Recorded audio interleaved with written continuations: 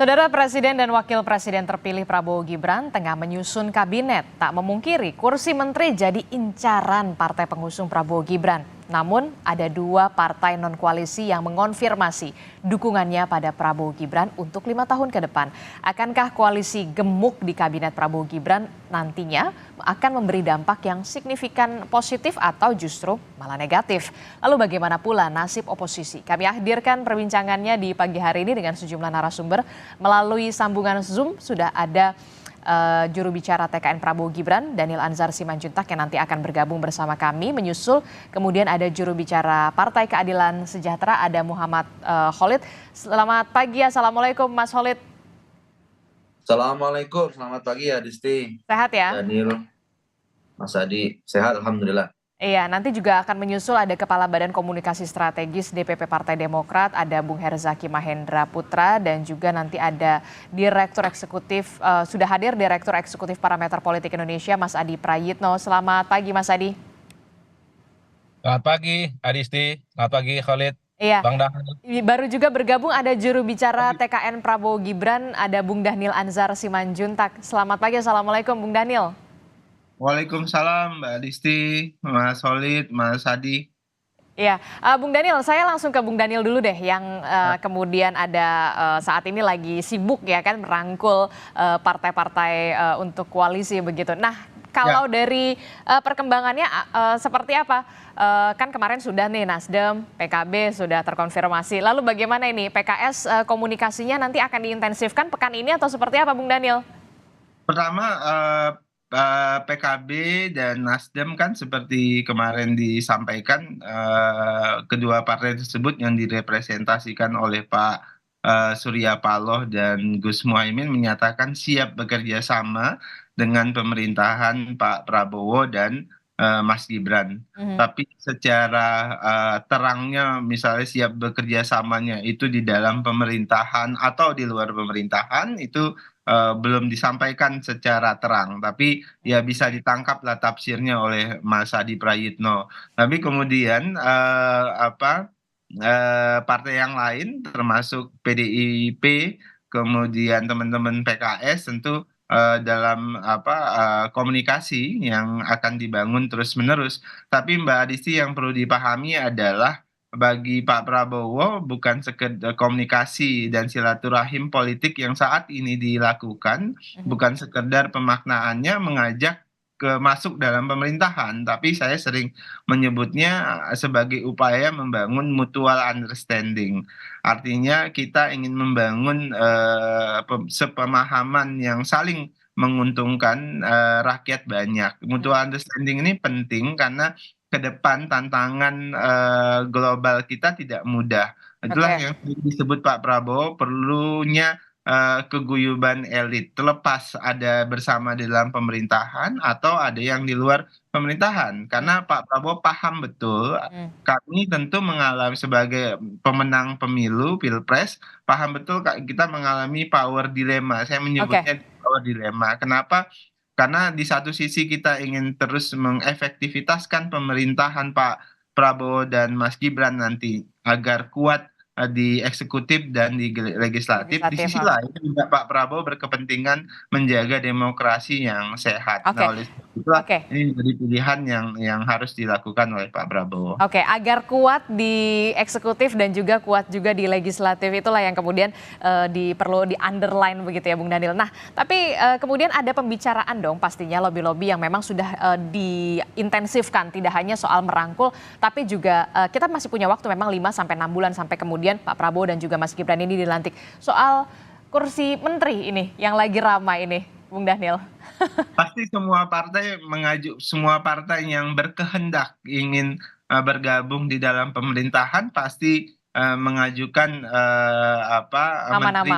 nama-nama yang ingin mereka endorse. Tapi pada akhirnya Pak Prabowo lah penentunya. Kenapa Pak Prabowo penentunya? Karena Pak Prabowo tentu tadi sering kita pahami punya hak prerogatif terkait dengan siapa menteri yang akan membantu beliau. Kemudian yang kedua, Pak Prabowo tidak ingin mendapatkan dalam tanda kutip kucing dalam karung, tapi yang beliau inginkan adalah partai boleh mengajukan namanya, tapi siapa yang akan diputuskan oleh Pak Prabowo itu adalah keputusan Pak Prabowo. Artinya apa? Pak Prabowo punya kriteria. Saya sebut dua kriteria awal saja. Pertama adalah integritas. Karena berulang kali dalam pidato Pak Prabowo menyebutkan beliau ingin mendorong pemerintahan yang bersih, pemerintahan yang bebas dari praktek korupsi. Artinya tokoh-tokoh yang dijadikan menteri itu harus dipastikan adalah tokoh-tokoh yang memiliki integritas dan siap berperilaku dan berlaku anti korupsi. Kemudian kedua, tentu kompetensi, tentu adalah kapasitas. Terlepas dia dari orang partai atau bukan orang partai itu tidak ada masalah karena orang partai kan juga banyak sekali yang punya profesionalisme yang tinggi sekali. Oke. Di partai-partai banyak ahli keuangan, di partai-partai punya banyak ahli hukum, punya banyak ahli ekonomi dan sebagainya. Jadi Pak Prabowo tidak ingin terjebak pada dikotomi orang partai atau orang non partai. Kalau Oke. orang partai banyak yang punya keahlian, why not? Kira-kira begitu Mbak Adisti. Oke, tapi kalau dari koalisi Prabowo Gibran sudah ada nama-namanya yang kemudian di-endorse, Demokrat, PAN, kemudian juga yang lainnya, Golkar begitu, sudah ada nama-namanya, sudah masuk ke Pak Prabowo, Bung Daniel. Itu partai-partai sudah mengajukan semuanya, misalnya jumlahnya, kemudian namanya, semua partai pasti melakukan seperti itu. Jangankan partai-partai, Mbak, yang di luar partai pun mengirim CV-nya. Yang belum mengirim CV itu cuma Adi Prayitno. Kira-kira gitu. Jadi Mas Adi belum ngirim CV nih tampaknya ya, atau jangan-jangan masih ditunggu atau lagi dibikin. Nah ini juga nih saya menarik sekali Mas Khalid, gimana nih kalau kata Pak Abu Bakar Al-Habsyi, ikan sepat ikan gabus makin cepat makin bagus. Gimana nih? Kok nggak cepet-cepet nih? Ntar ketinggalan yang lain, ketinggalan kereta. Mas Khalid. Jadi tahapan yang dilakukan oleh PKS adalah relaksasi.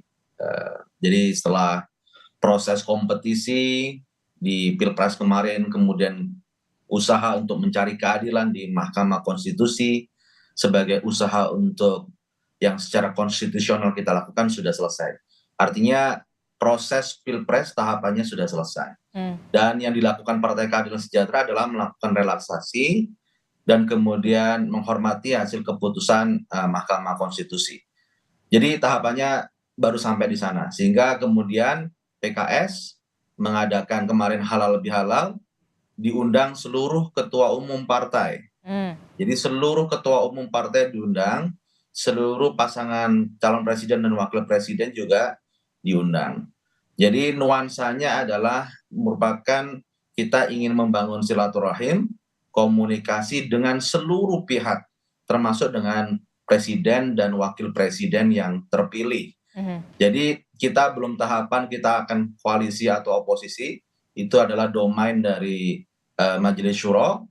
Dan kemarin DPP berinisiatif untuk yuk kita ini selesai, kompetisi sudah selesai, proses berjalan damai, secara konstitusional sudah selesai, kita bangun komunikasi secara baik. Jadi kita tidak ingin juga terburu-buru. Komunikasi itu bukan diartikan sebagai kita masuk pemerintahan, ya, tapi kita komunikasi itu melakukan relaksasi, komunikasi yang baik dengan seluruh pihak, apalagi kepada presiden dan wakil presiden yang terpilih. Tapi nggak khawatir nih nanti bakalan ketinggalan kereta, Nasdem sama PKB aja ternyata sudah masuk gerbong nih tampaknya. PKS memiliki DNA pernah 10 tahun di pemerintahan Pak SBY, Betul. pernah 10 tahun menjadi oposisi. Bagi kami, kedua peran itu sama-sama baik, dan kami pada waktu di 10 tahun pemerintahan Pak SBY, kami tetap menjaga nalar dan kewarasan publik juga. Jadi masih ingat waktu itu saat kita menyokong utama Pak SBY, PKS salah satu yang inisiator hak angket Senturi. Dan kita tetap menjaga kewarasan publik jika memang aspirasi publik itu ke arah sana. Dan kalaupun kita menjadi di luar pemerintahan, kami juga sudah siap karena punya pengalaman di sana. Jadi PKS juga tidak ingin terburu-buru untuk menetapkan koalisi atau oposisi. Kami ingin membangun komunikasi yang baik dengan Mas Daniel, ya, dengan semua pihak, ya, dengan Pak Prabowo dan Mas Gibran. Oke. Sehingga relaksasi politik pasca Pilpres ini bisa mencair suasana sehingga komunikasi bisa terbuka. Demikian. Oke, kita juga sudah bergabung, ada Badan Komunikasi Strategis dari DPP Partai Demokrat, ada Bung Herzaki Mahendra Putra. Selamat pagi, Assalamualaikum. Bung Herzaki. Bung Herzaki sudah bergabung melalui sambungan Zoom, Bung Herzaki. Lagi ngukur tanah dia, Mbak. Oke, tampaknya juga masih ini nih, apa namanya, masih ngantuk apa ya, gimana ya? Oke, saya ke ini dulu deh, ke Mas Adi. Mas Adi, ini gimana nih Mas Adi, kalau misalkan Anda melihatnya oposisi dan juga koalisi, ini kan koalisi Prabowo Gibran tampaknya di tengah jalan begitu ya, yang satu gerbong ini akan ada penumpang baru nih, Nasdem dan juga PKB, mungkin nanti PKS menyusul berikutnya. Anda melihatnya bagaimana? Apakah nanti akan ada resisten-resisten atau seperti apa, Mas Adi? Kalau melihat tanda-tanda alam, saya kira resistensi itu sudah muncul. Variabelnya dua. Pertama, pernyataan Partai Demokrat yang saya kira mulai bicara tentang koalisi itu tidak harus banyak-banyakan dan tidak harus gemuk-gemukan, tapi yang paling penting efektif dan kemudian dia bisa bekerja secara tuntas dan maksimal. Saya kira itu sebagai salah satu bentuk resistensi yang bentuknya halus sebenarnya, bahwa koalisi itu tidak harus mayoritas, tapi yang bisa minimalis, minimal untuk menggenapi ambang batas presiden atau minimal ambang batas koalisi 50% plus sekian di parlemen. Karena kalau kita membaca kekuatan politik 4 partai politik pendukung Prabowo Gibran per hari ini, kekuatan politiknya hanya sekitar 43%. Tentu itu tidak kondusif untuk mengamankan kepentingan-kepentingan politik pemerintah. Oleh karena itu, secara teori, sebenarnya dari segi kubu nomor 2 masih membutuhkan minimal satu partai politik yang sebenarnya bisa menggendapi 50% plus sekian itu, Adisti. Cuma kan kalau kita membaca perilaku elit, salah satunya Prabowo Subianto kan memang ada kecenderungan untuk merangkul berbagai pihak. Jadi koalisinya bukan koalisi rampung yang diinginkan, tapi koalisi gemuk. Jadi ketika misalnya PKS yang belakangan muncul juga ingin mengundang, itu kan sebagai salah satu bentuk komunikasi yang sebenarnya dibaca oleh publik soal mengikuti jejak yang sudah dilakukan oleh Nasdem dan PKB. Tapi overall bagi saya, kalau kita membaca dua variabel lainnya, yaitu bagaimana resistensi yang cukup keras dimunculkan oleh Partai Gelora.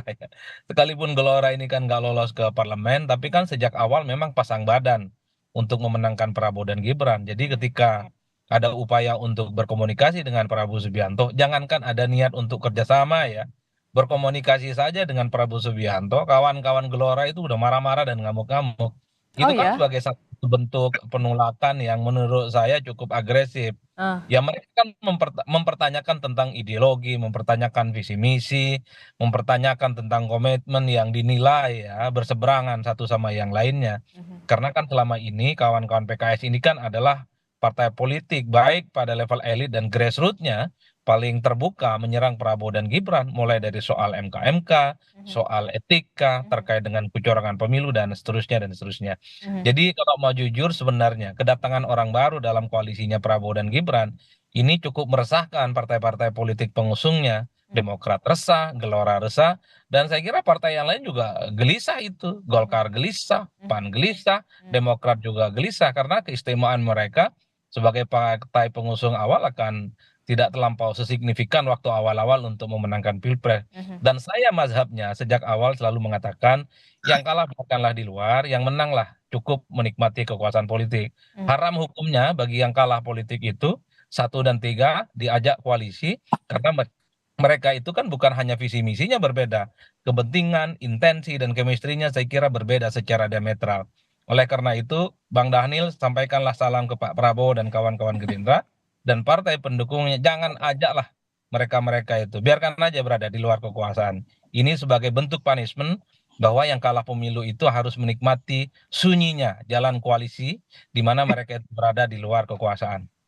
Oke, gimana Bung Daniel? Anda sepakat atau gimana?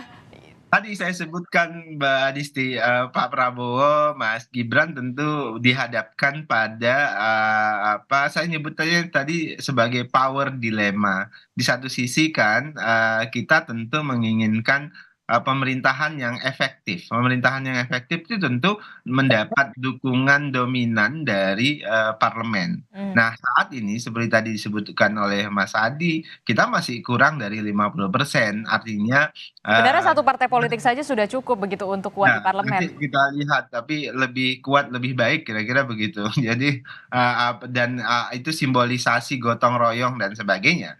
Nah, efektivitas itu akan sangat membantu upaya Pak Prabowo mengakselerasi program-program Indonesia maju ke depan. Itu pertama. Kedua, Pak Prabowo juga punya komitmen ingin menjaga demokrasi yang sehat. Oke. Kan teman yang baik itu suka mengingatkan begitu, mengingatkan dengan keras. Nah, kita butuh pressure group di parlemen memang. Jadi tentu Pak Prabowo paham betul bagaimana menjaga keseimbangan ini dan harmonisasi ini dengan baik.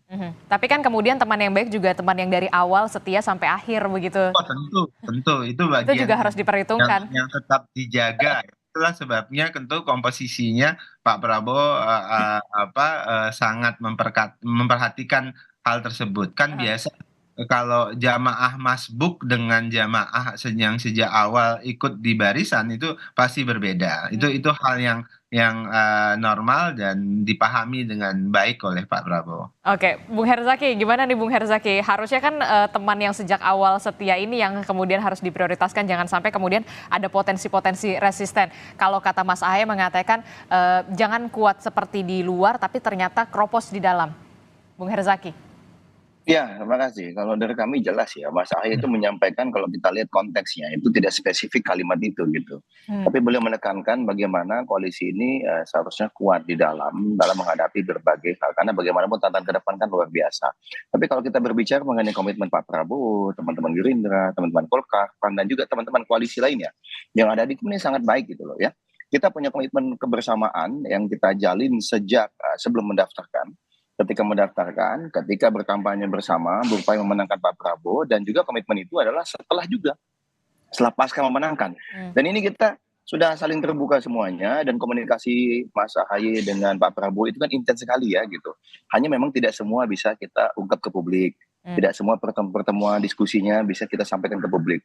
Tapi yang pasti kita punya satu kesepahaman bahwa 5 tahun ke depan tantangannya sangat kompleks, sehingga kita butuh misalnya katakanlah, ada teman-teman yang selama ini tidak bersama Kim, tetapi ingin bergabung bersama Pak Prabowo, ada yang ingin dirangkul oleh beliau. Ya, kalau dari kami sangat terbuka. Siapapun yang dirangkul oleh beliau, diajak bergabung ke kabinet, diajak gabung ke koalisi. Bagi kami tentu ini atas dasar pertimbangan untuk kepentingan masyarakat bangsa dan negara. Untuk kebaikan. Bagaimana agar visi, misi, dan program yang telah kita janjikan itu kepada masyarakat benar-benar kita bisa terwujudkan. Bagaimana misalnya kemiskinan ekstrim bisa kita hapuskan. Bagaimana pertumbuhan ekonomi bisa tinggi sesuai dengan harapan kita.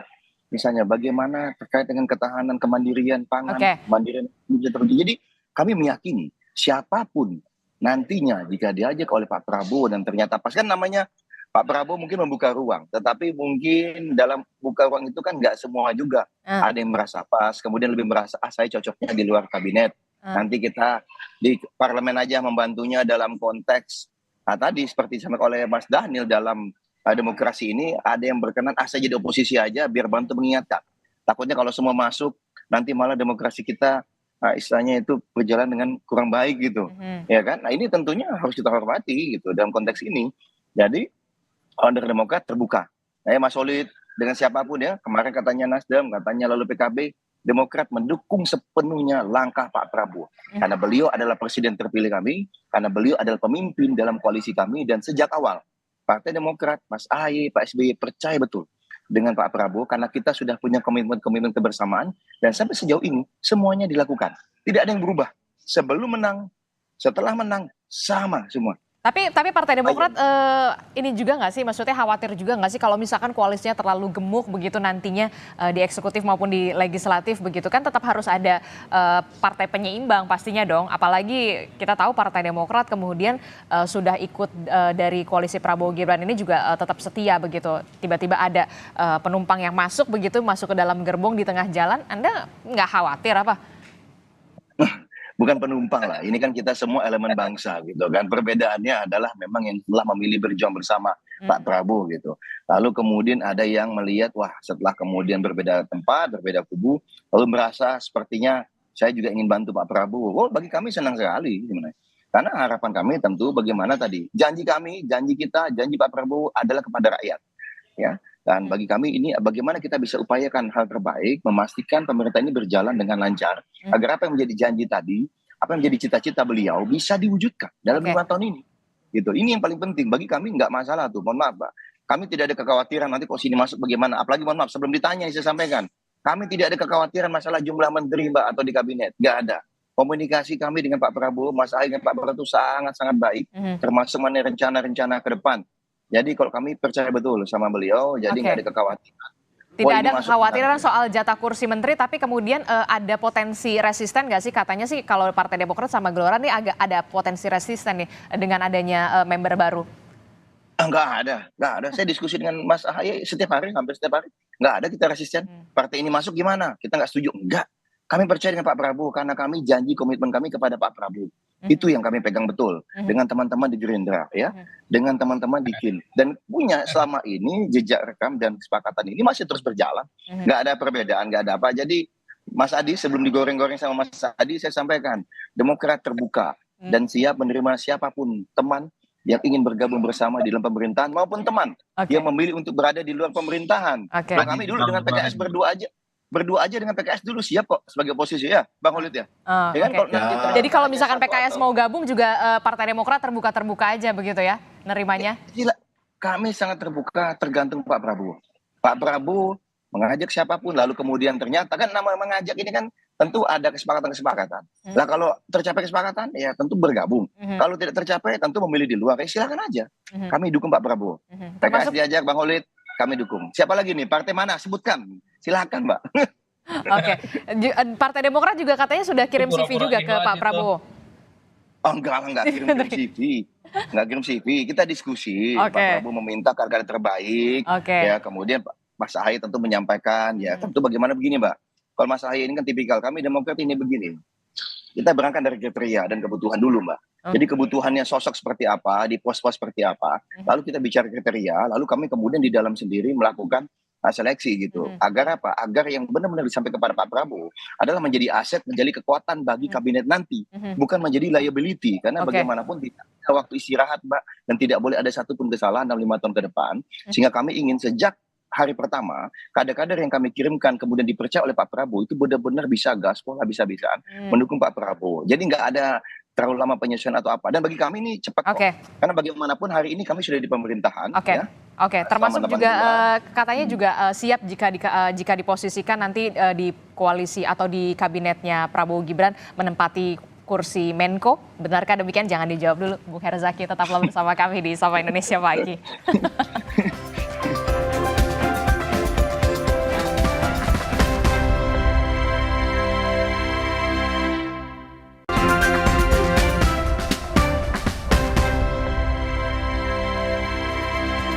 Terima kasih Anda masih bersama kami di Sapa Indonesia Pagi. Saudara masih membahas bagaimana kemudian siapa yang koalisi, siapa yang oposisi, lalu juga partai politik tampaknya sudah membidik kursi menteri di Prabowo Gibran begitu setelah Nasdem dan juga PKB sinyalnya memang makin menguat untuk bergabung ke koalisi Prabowo Gibran. Nah, tadi pertanyaan saya sempat belum dijawab begitu ya sama Bung Herzaki. Bung Herzaki, tampaknya ini ada sinyal-sinyal begitu yang menyebut atau ada kabar-kabar katanya Partai Demokrat siap juga nih untuk menduduki posisi Menko.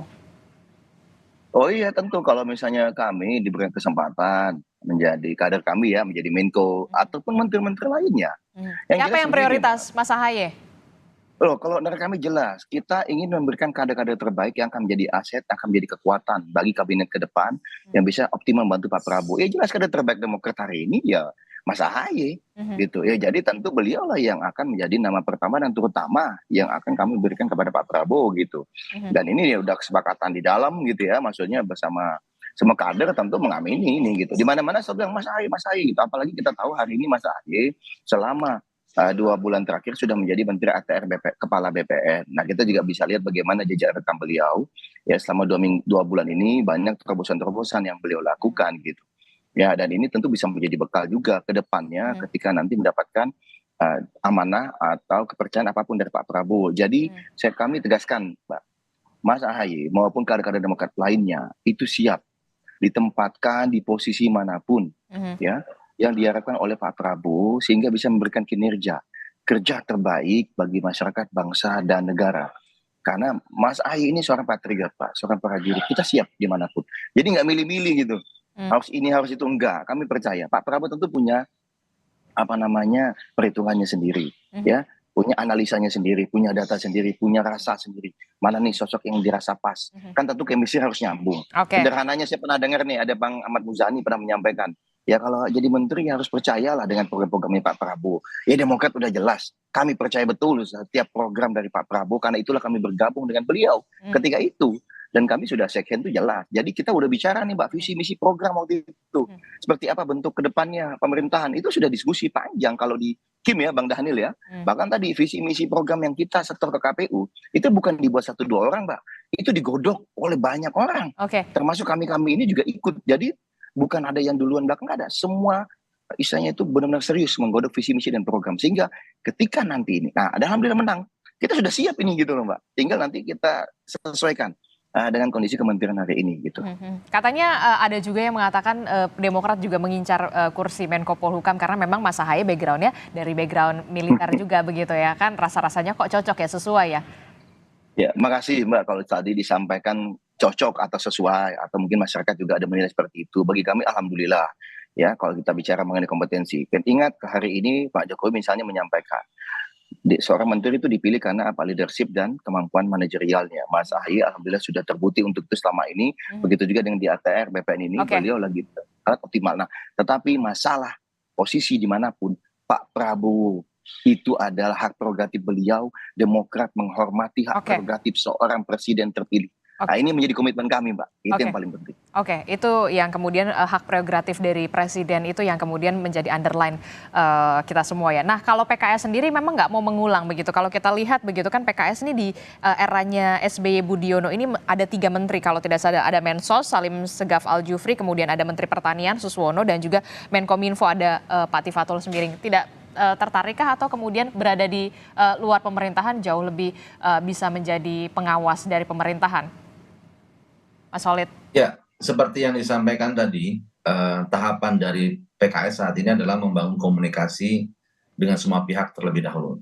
Wabil khusus dengan presiden dan wakil presiden yang terpilih. Karena proses konstitusional sudah selesai dan kita ingin membuka komunikasi terlebih dahulu. Karena nanti untuk tahap berikutnya terkait apakah berjuang di dalam pemerintahan atau di luar pemerintahan, itu nanti kita akan bahas di domain Majelis Syuro atau Badan Pekerja Majelis Syuro. Kita akan kaji betul maslahat dan mudaratnya seperti apa. Tentu kita melihat dalam konteks pembangunan bangsa Indonesia ke depan. Bukan hanya bagaimana kepentingan partai itu sendiri. Itu yang pertama. Kemudian yang kedua, kalau kita bicara tentang sistem politik di Indonesia, kita itu sistem presidensial sebenarnya. Sistem presidensial itu berbeda dengan sistem parlementer. Mungkin nanti Mas Adi Pre akan bisa sampaikan itu. Kalau sistem presidensial, DPR RI, ya di parlemen itu memang nature-nya itu memang harus kritis, harus menjadi check and balances dari kerja dari eksekutif. Dan Partai Keadilan Sejahtera saat ini ya memang saat ini kalau kita lihat satu-satunya partai politik yang ada di luar pemerintahan adalah PKS saat ini. Dulu sempat bareng kita dengan Bung Herzaki ya, Partai Demokrat. Akankah kemudian tetap istiqomah di luar pemerintahan? Ya, nanti kita akan lihat dinamikanya seperti apa ya. Dan ini karena akan domain kita akan melihat wisdom keputusan yang dibuat oleh para pimpinan. Tapi kita ini saat ini fasenya kita ingin melakukan relaksasi ini penting. Kenapa relaksasi ini penting? Karena proses kompetisi kemarin berjalan cukup luar biasa dan kita ingin melakukan relaksasi bagaimana komunikasi dengan semua pihak itu berjalan dengan baik. Karena begini, walaupun kemarin kita misal 10 tahun oposisi di luar pemerintahan di era pemerintahan Presiden Joko Widodo. Kita tetap membangun komunikasi politik dengan baik dengan Presiden Joko Widodo. Jadi kerja-kerja oposisi kita, kritis kita kepada pemerintah, janganlah sampai menutup pintu komunikasi. Kita ingin komunikasi publik secara kondusif itu bisa kita jalankan. Sehingga peluang-peluang komunikasi ini tidak tertutup sama sekali. Nah, ini yang sedang dilakukan oleh PKS. Makanya kemarin kita mengadakan halal bihalal, kita undang seluruh ketua umum partai, kita undang seluruh pasangan capres dan cawapres. Dan insya Allah ini adalah menjadi niat baik PKS untuk membangun komunikasi dengan semua pihak. Oke, tak apa begitu ya, relaksasinya jangan kelamaan, tapi karena memang Prabowo Gibran ini oke gas soalnya ya kan, kalau nggak oke ya udahlah kita gas aja lah ya. Mas Adi, gimana nih Mas Adi, Anda melihatnya kalau dari analisa Anda, siapa yang kemudian nantinya akan merapat memang koalisi perubahan ini yang memang sudah bubar, Nasdem, PKB, ataukah kemudian PKS tetap istiqomah di oposisi, atau kemudian justru PDI Perjuangan ini yang tampaknya masih masih adem ayem aja? Satu-satunya partai yang saya baca paling siap untuk jadi oposisi di 2024 ini hanya PDIP. Mereka ini kan tidak peduli mau diajak atau tidak berkoalisi dengan Prabowo dan Gibran. Itu buktinya hampir tiap hari elit-elit PDIP itu kan masih nggak puas dengan hasil di 2024. Mereka terus menduga bahwa pemilu di 2024 ini kan penuh dengan kecurangan, ada mobilisasi aparatus kekuasaan, dan buktinya setelah MK, setelah KPU menetapkan Gibran dan Prabowo sebagai pemenang Pilpres, kawan-kawan PDIP kan juga masih kepetun ya sebagai bentuk mencari keadilan kata mereka. Artinya apa? Kalau PDIP ini jaim sebenarnya punya intensi untuk bergabung, ya mestinya mereka ini tidak melakukan itu. Cukup ya langsung mengucapkan selamat dan menyampaikan pidato bahwa Pilpres sudah usai dan apa pilihan politik mereka ya ini harus dipilih secara masing-masing. Tapi kan per hari ini mereka tetap kritis dan cukup vokal yang menganggap pemilu di 2024 ini penuh dengan ketidakadilan. Partai-partai yang lain di luar PDIP saya kira memang sangat kelihatan iman politik mereka itu ingin menjadi bagian dari koalisi Prabowo dan Gibran. Saya ingat persis ya 2014 yang lalu ketika Prabowo kalah dari Jokowi, Prabowo langsung memberikan pidato politik secara terbuka apapun hasil yang nantinya ditetapkan oleh KPU dan Mahkamah Konstitusi. Prabowo mengatakan kalau kalah siap berada di luar kekuasaan dan tidak tertarik untuk menjadi bagian dari koalisi pemerintah. Itu jelas dan fix. Per hari ini kita tidak pernah mendengar misalnya partai-partai politik di luar kubu nomor 2 ini yang tegas iman politiknya. Apapun yang terjadi, mereka menggunakan ini momentum rekonsiliasi, politik kebangsaan, politik kerjasama. Bagi saya sederhana aja lah. Kalau mau bergabung, bergabung aja kok. Malu-malu amat karena rakyat kita ini kan sudah pada paham gitu loh Mbak. Ini kan bagian dari komunikasi, kerjasama, jadi menteri, sharing power, selesai. Kan politik kita sederhana. Jadi atas nama kerakyatan dan kebangsaan ini menutupi keinginan yang sesungguhnya ingin jadi menteri. Politik ini kan politik nutup-nutupi, politik yang pura-pura tidak tahu, padahal mereka ini di panggung belakang sudah mengkalkulasi dapat menteri apa dan jumlahnya berapa. Kalau partai-partai pengusung seperti Partai Demokrat minta menteri 5 misalnya, minta Menko Polhukam misalnya, saya kira rasional. Oh, Anda mengatakan rasional ya? Rasional ya? Kalau sebagai partai pengusung mau minta 10, mau minta 15, mau minta menteri-menteri yang dinilai komisi wasit, ya itu bagi saya nggak ada persoalan. Sebagai pemenang tentu saja harus disampaikan keinginan politiknya. Jadi Bang Herzaki nggak perlu tawadu amat, terserah Pak Prabowo Subianto, tapi harus dinegosiasikan apa keinginan Partai Demokrat. Tapi itu tadi yang agak aneh itu kalau partai yang kalah juga minta jadi menteri, ini repot dunia. Jadi untuk apa kemudian pemilu? Oleh karena itu saya selalu keras dari dulu. Setiap pemilu sejak 2004 sampai 2024 hari ini, saya selalu mengatakan bagi mereka yang kalah, biarkan mereka berada di luar kekuasaan. Toh koalisi sekalipun di parlemen tidak terlampau kuat dukungan politiknya, banyak kepentingan dan isu-isu politik yang saya kira masih bisa didamaikan antara kepentingan pro pemerintah dan pro kelompok-kelompok oposisi. Kalau toh misalnya pahit nih Bang Daniel, butuh kekuatan politik parlemen, cukuplah ngajak satu partai, nggak usah banyak-banyak. Saya kira ini sebagai ikhtiar dan ini juga suntikan bagi demokrasi kita. Karena kalau ada 3 partai misalnya yang ada di parlemen tidak menjadi bagian dari koalisinya Prabowo, saya kira akan menjadi satu hal yang menarik. Jadi perimbangan, check and balances, dalam tanda kutip dissenting opinion yang akan mereka berikan kepada eksekutif akan menjadi sesuatu yang lezat bagi tontonan demokrasi kita yang akan datang. Jadi kalau jadi sapu bersih, sudah wassalam ini nasib oposisi di parlemen. Dan bisa dipastikan kebijakan-kebijakan yang tidak pro terhadap rakyat itu akan disahkan.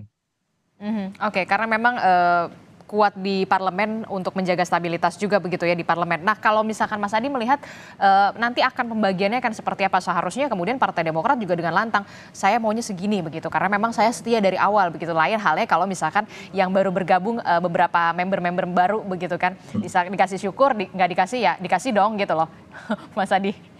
Saya kira memang Gerindra paling banyak jatahnya dan komisi-komisi strategis pastinya akan dimiliki dan diakuisisi oleh Gerindra. Itu secara alamiah memang selalu menjadi keistimewaan yang dimiliki oleh partai pemenang. Yang kedua biasanya dilihat seberapa besar kontribusi partai waktu pemenangan di 2024 yang kemarin.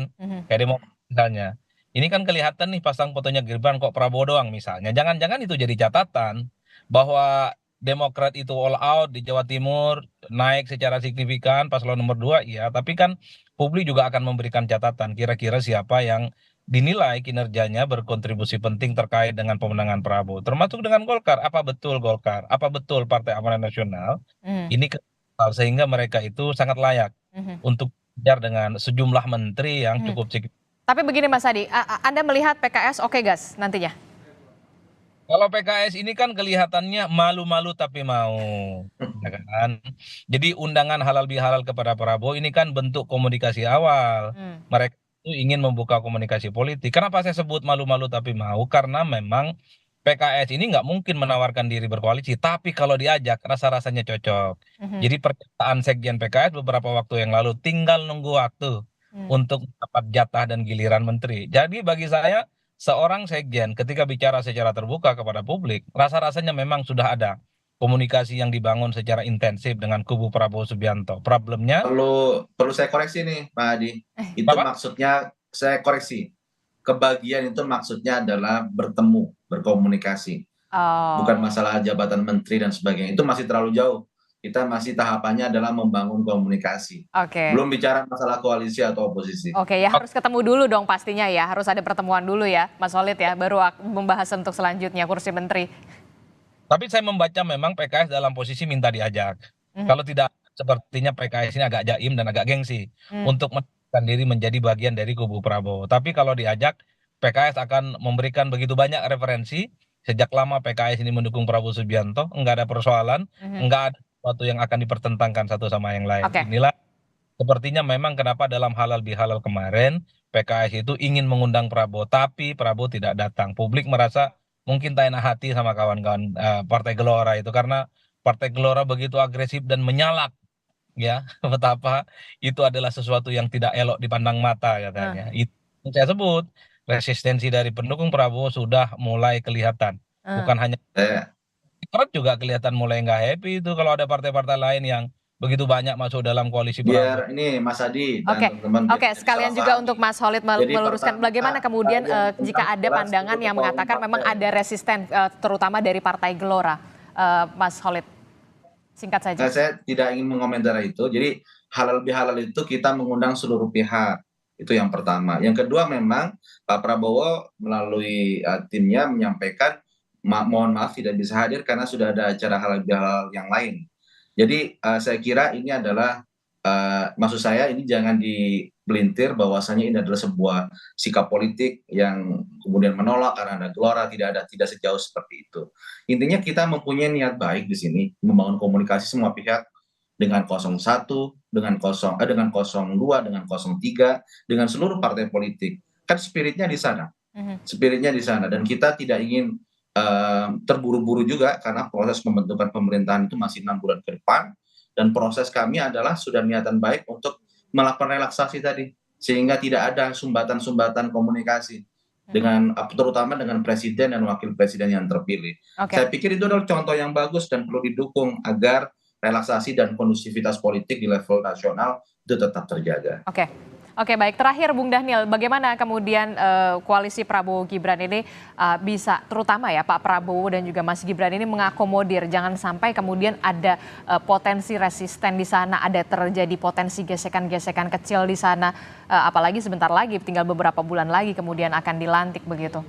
Mbak Adisti, Pak Prabowo terkenal sebagai sosok yang mampu membangun soliditas tim dengan baik. Nah, soliditas tim ini perlu dibangun ya tentu tadi insentif yang pantas diberikan itu harus tetap diberikan. Tentu tadi saya sebutkan insentif yang diberikan kepada partai yang sejak awal mengusung Pak Prabowo tentu berbeda dengan partai yang saya menggunakan istilah masbuk dalam jamaah koalisi ini gitu. Nah, oleh sebab itulah apa namanya insentif itu akan tetap menjaga soliditas. Kemudian yang kedua, tapi tidak mengabaikan fakta bahwasannya Pak Prabowo membutuhkan putra-putri terbaik negeri ini untuk membantu beliau. Makanya partai tidak mungkin Pak Prabowo terima apabila memberikan orang-orang yang tidak qualified. Yang tadi saya sebutkan dua yang paling atas itu adalah integritas dan kemudian kompetensi. Dan ini penting. Jadi insentif pasti diberikan sesuai dengan porsinya masing-masing. Kemudian kedua, Pak Prabowo ingin fokus pada integritas dan kompetensi ketika para menteri itu beliau tunjuk. Kira-kira begitu, Mbak. Jadi tidak perlu khawatir ya, apalagi Demokrat begitu yang memang sudah sejak awal begitu ya Bung Daniel.